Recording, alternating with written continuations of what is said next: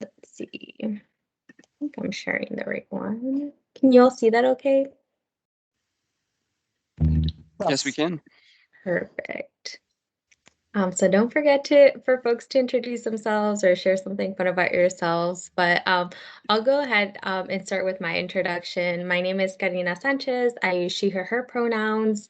I'm a senior associate with the National Diversity, Equity, Inclusion team, and I currently reside in the Chicago office. We're still remote, so I'm working from my home office, which is actually my room. Like I'm sure as most of you all as well are probably doing that with college and university as well. Um, I'm really excited to that you all are here and participating in our new Empower program. I'm even more honored to really get the chance to talk to you all about diversity, equity, inclusion, what that means here at GT. And so I'm seeing folks introducing themselves, and so definitely appreciate that. It's really great to just kind of see where people are going to school and where you all are located. Looks like we have a lot of East Coast representation. So that's great to see some Central as well. But before I dive in, I did want to give people a heads up. For me, I'm like a processor, and I always appreciate when people give me some time to think about things. So I did want to tell folks that we'll save some time at the end for some questions that you might have regarding the presentation or just about myself. So definitely kind of make a note of any questions that come up for you throughout so we can get to those at the end. And so let me just go to this next slide. Okay, perfect. So I did mention that I'm part of the National Diversity and Inclusion team, and so I'm sure you all heard a little bit about Grant Thornton yesterday, and so we do have a bunch of different locations across the states, and so I wanted to take this time to introduce my team. And so first we have on the left, we have Rashada Whitehead, who is our fearless leader in addition to supporting diversity, equity, inclusion at Grant Thornton. She also, oh, we have someone from Taiwan. Nice. She also supports our other colleague experience team, which includes our culture team, alumni team, and mobility teams. And I know many of you all got a chance to meet her yesterday during the kickoff. Second, we have my manager, Jonathan Phillip. He couldn't be with us today, but sends his best wishes. And then we have myself, and then Victoria Mack, which you actually will get a chance to connect with her and hear from her this afternoon during the Fearless conversation. But a really neat thing, Victoria actually just joined our team at the end of last year, and she actually had been part of Grant Thornton for 2 years and was part of the recruiting team and was looking to get more experience in this space. And so that was like, she had communicate that. And so we were able to have her kind of switch and learn a new skill set in this way. So I just wanted to highlight that as well. We have various folks at Grant Thornton who, if they want to learn something new or try working for another department, we can definitely make that happen if it's communicated. And so as we're talking about diversity, equity, inclusion in our culture here at Grant Thornton, one of the big things that we're all about is inviting our employees to bring their authentic selves and to make work more personal. So I wanted to kind of take this time at the beginning to share a little bit personal story about myself and how I fell into this work, and then also how I ended up at GT as well. So y'all can get to know a little bit about just my experience. And so for me, I fell into this work more formally at college. I went to Loyola University in Chicago. For folks from Chicago, if you all recognize that university, I majored in psychology and was an active student leader with our Student Diversity and Multicultural Affairs Office. Where I really got the chance to advocate for marginalized communities. I got the chance to do a lot of programming for our diverse students. And then I also, got the chance to learn about topics like DEI for the first time, just topics like power and privilege and equity and what is diversity inclusion, what's social justice. And for me, that was actually the first time that I learned about those topics. One, And I'll share a little bit to kind of where I grew up. But the big thing too, I feel like we did have social media kind of back in the day, but I feel like it wasn't used in the way that you all might use it now, where folks were using social media right now to like talk about many DEI issues, raise awareness, societal issues. Back when I was in college, we didn't really use it in that way. And so, unless you were really plugged in with organizations who were doing that work, um, and for me, I actually grew up in the suburbs, so we didn't really talk a lot about these topics. And so for me, at college, it was really the first time that I was exposed to those things. And so, briefly, just sharing where I grew up and into why I really kind of landed into this work. At the age of 6, I moved from a predominantly Latinx community in the suburbs of Chicago to another one that was smaller. It was predominantly white, and I also didn't know any English at the time. And so, um, as I kind of started school in this new environment and continued my education, I was the only person of color in honors and AP classes.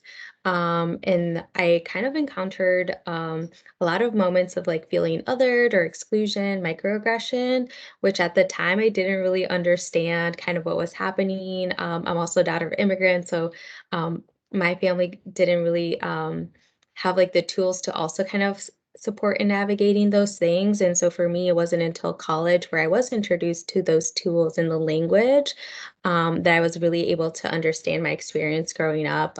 So in having those tools, I really saw the power of building inclusive and empowering communities. So I definitely became passionate about that work in college. And then I found out that you can do this in the context of the workplace. And so for me, recognizing that we do spend a good chunk of our lives working for an organization, whether that's in the corporate space, nonprofit, um, even in higher ed. I knew that, this was a space where I can really make impact and to help create, these inclusive and equitable spaces for everyone, especially those that are underrepresented and marginalized. And so that's kind of a short version of how I fell into this work.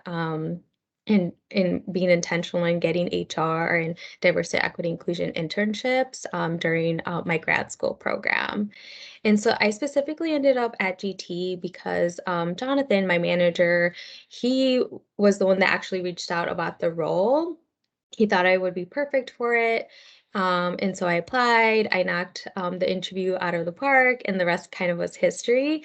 But I did want to add that I knew Jonathan because I connected with him at a DE&I networking event 2 years prior to even applying for the role, and he had become an unofficial mentor to me, and so we had stayed in touch.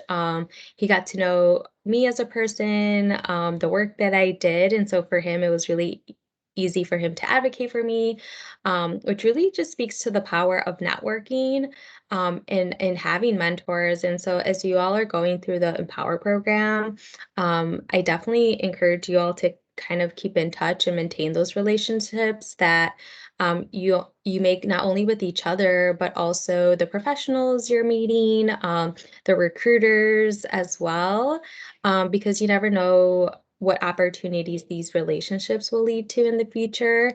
And that's what Empower is all about, creating these opportunities and connecting you with folks and resources. So just wanted to kind of add that personal story and share a little bit about myself, but kind of shifting gears to more the formal part of this presentation. Let me see here.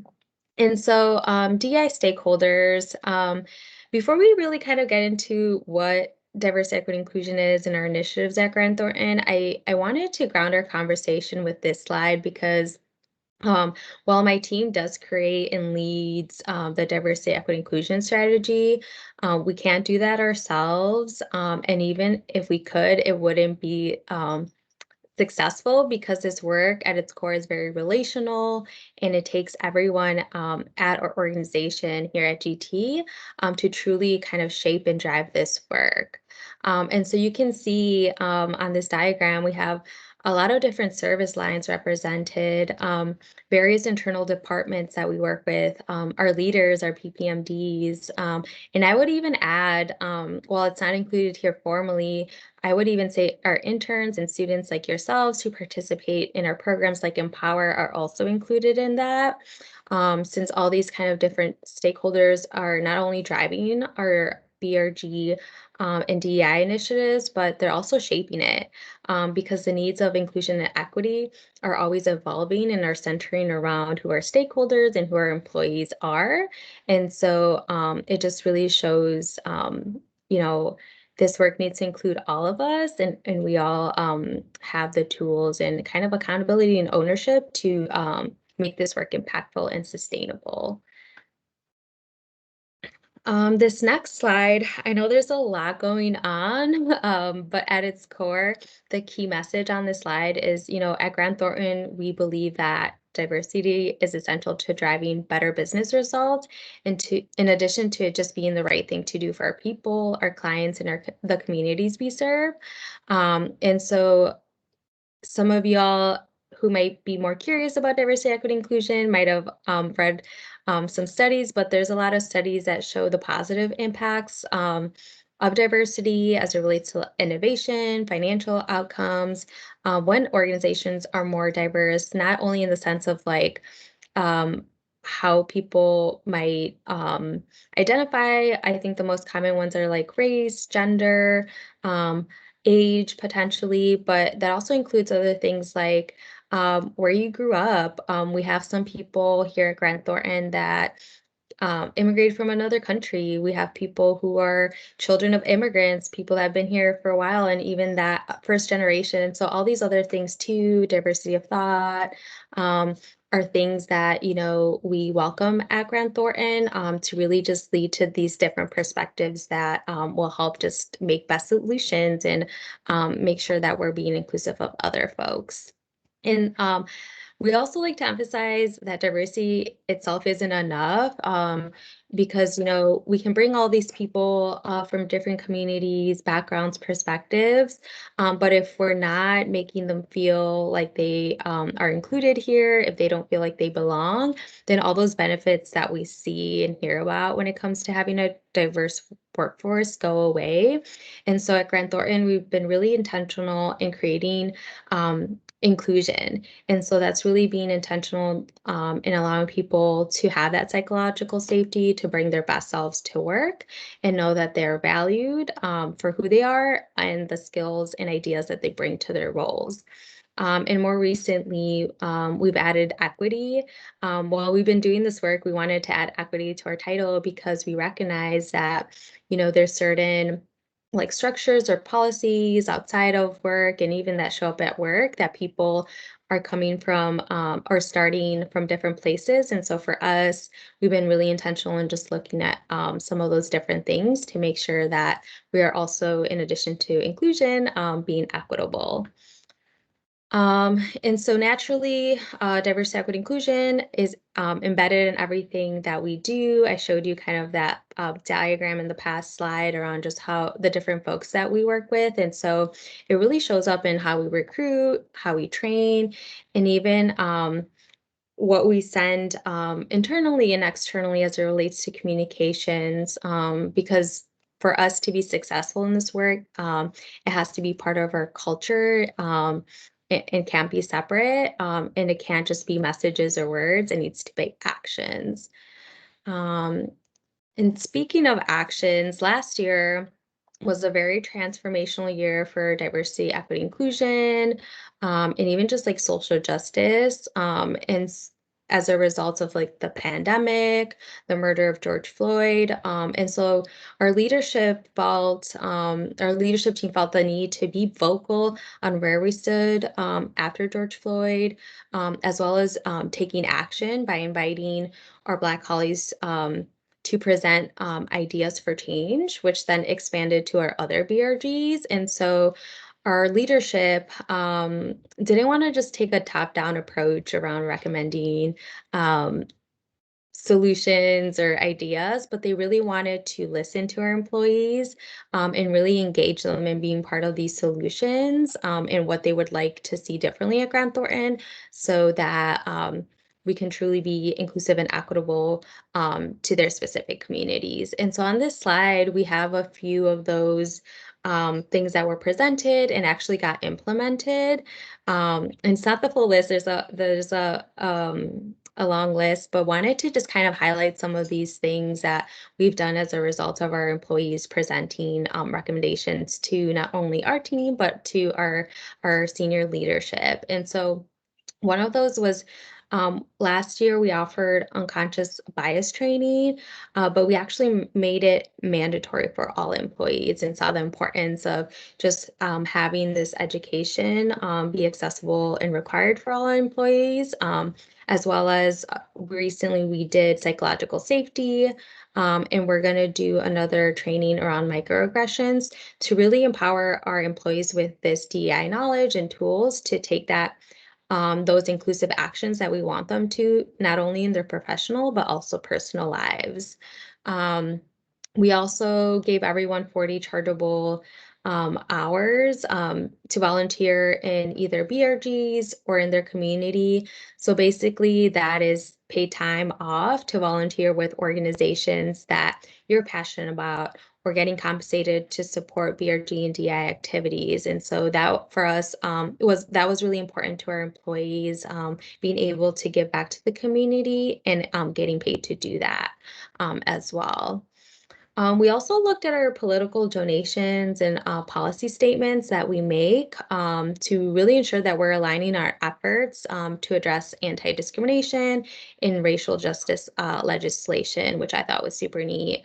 Um, and then given to kind of the impact of this past year and a half on our mental health, we also increased a lot of our mental health benefits through additional vendors, resources and trainings, really incorporated our different kind of communities here to really kind of give input on what those things should be. We also encourage conversations around mental health and wellness. Um, I even got the opportunity to share a little bit about my mental health journey to 200 of my colleagues in people and community, which I personally never thought I would get to do or feel comfortable to do so in the workplace. And for me, feeling comfortable to do that and share that personal side of myself in the workplace, it just really spoke to the culture that we're trying to cultivate here at Grant Thornton, where we want people to share parts of themselves that are important and that they also feel comfortable sharing with us, obviously. Um, but those are just some of the few items that I wanted to kind of call out. And the important thing of those things that I shared is that these aren't one-time changes that we're making, but they're ongoing initiatives and conversations that we're revisiting with all our employees to really advance diversity, inclusion, and equity as well here to ensure that we're meeting our people's needs.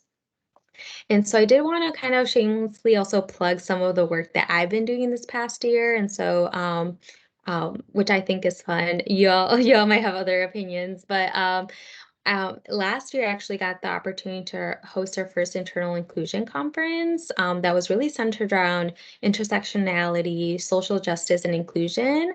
And really was for me kind of providing this resource and knowledge to our employees after last summer. Many folks were wanting to learn and do more. And so this conference was a way to do that and build community as well with people that are trying to do that work here as well at Grant Thornton. I also like being creative. I like empowering folks to kind of take these inclusive actions in one-on-one conversations. So one of the things that I got to launch with the support of my team is these monthly internal DEI podcasts called We Care to Empower. And so each month we have a surprise guest and we unpack a specific new DEI topic that we haven't talked about here at Grant Thornton. And so those are just some small glimpse into the DEI efforts that we've done in this past year, but wanting to also kind of talk about the future of our work and what that's evolving to.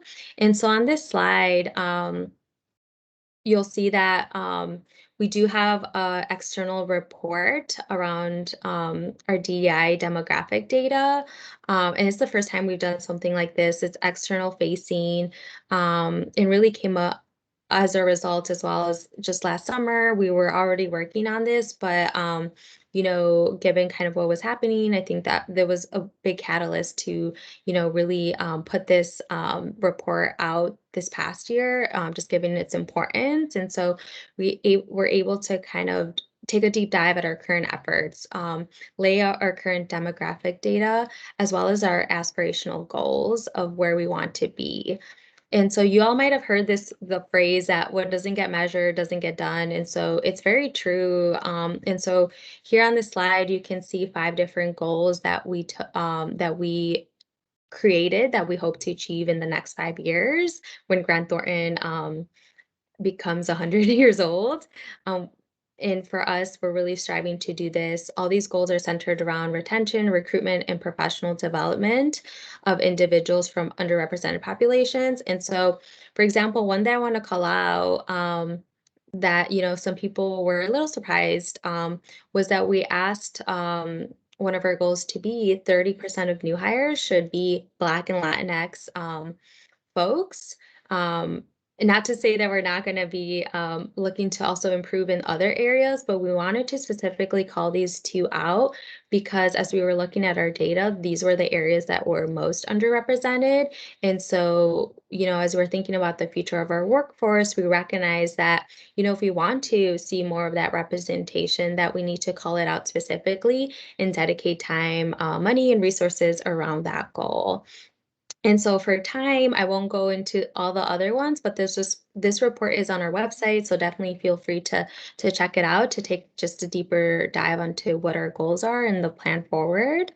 Um, and I'll add to one of the important parts of diversity, equity, inclusion is not just the numbers and the policies that we do, but it's also the culture. And a key way that we drive the culture of inclusion is through our business resource groups, which is a nice segue to just talk about our 9 BRGs. I know I've been talking a little bit about those throughout the presentation, so I can spend some time kind of unpacking that. I know you all will get to hear from some of our BRG leaders as well. But just going back to this slide, here in the left-hand corner, you'll see our business resource groups. Not sure how many of you all have heard of business resource groups. Feel free to kind of raise your hands so I can get a sense of if this is new to folks or not. But some other organizations, we do have a few people who raise their hands. That's good to see. Other organizations refer to them as affinity groups or even employee resource groups, but essentially they're very much the similar thing depending they differ a little bit based on the organization, the purpose, but these groups are volunteer led by our employees.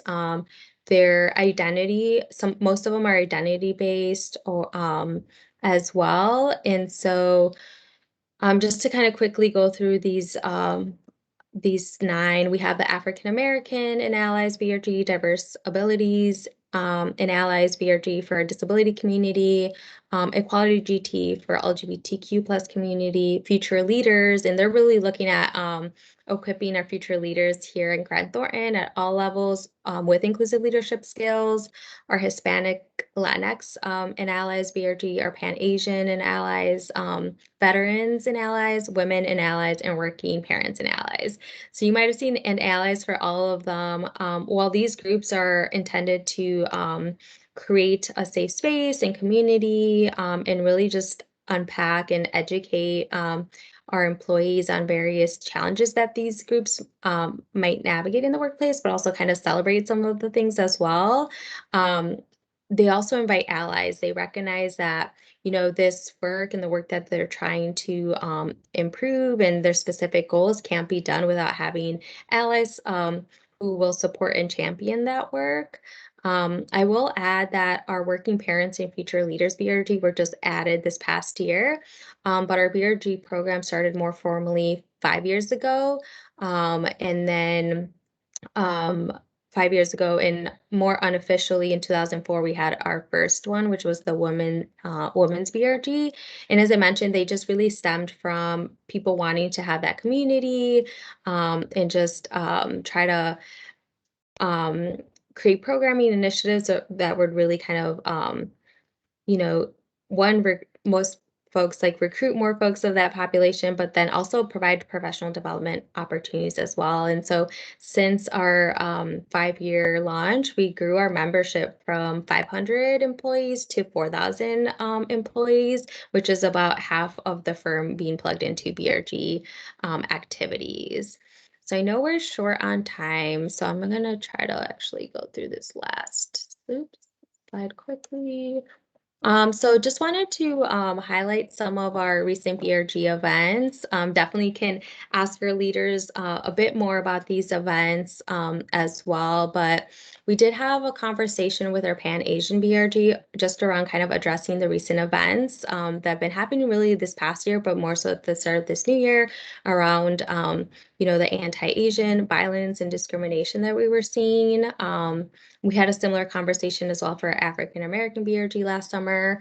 Pride Month is coming up, so we have our Equality GT BRG. They're going to have a conversation with Nina West, which we're really excited about. And one of our employees is actually going to interview her. And he also does drag as well. And so it's going to be a really fun kind of conversation that's going to talk about pride and the importance of it. And then lastly, too, we have an upcoming one around just Disability 101 in our BRG is really going to just kind of unpack what it means to be a person with a disability in the workplace and how allies can support our colleagues in that space. Um, so I know you all are going to meet with our BRG folks after the session for the BRG fair. And so and you'll have the opportunity to ask some questions. And so I just briefly wanted to provide you with some questions to consider. I know some folks um, like myself, appreciate having like ideas to just really sit with and process. But some really great questions to ask them are, what does allyship mean to you and why is it important to your BRG? What are ways interns can be involved or students in DEI and BRG initiatives? How has your BRG and DEI involvement helped you develop as a professional? How has mentorship benefited your career? And how do you show up as your authentic self in the professional setting? And so those are just some quick a few questions to kind of sit with, but I definitely recommend that you all make it as personal or broad as you want. This time is really meant for you all, and definitely invite you all to be present and take up that space to be real and authentic in the questions that you ask your professionals. And that are important to you as well. And they're really excited to meet with you. So definitely don't feel free to hold back. But I know we have about a minute.